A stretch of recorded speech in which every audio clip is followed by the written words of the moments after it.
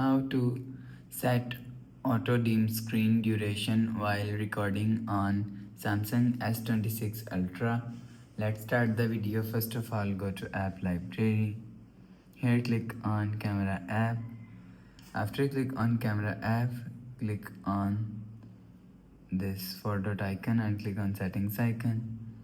Now in camera settings, scroll down to end.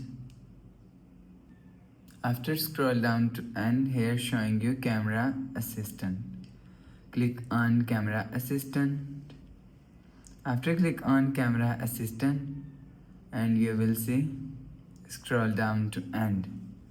After scroll down to end, click on dim screen while recording. After click on dim screen while recording and you will see open, you will see showing you after 1 minute, after 2 minutes, after 5 minutes and after 10 minutes.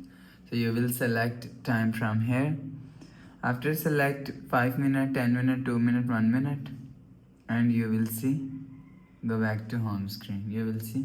So that's how you can set Android dim screen duration while recording on Samsung S26 Ultra. If you like the video, please subscribe. Thanks for watching.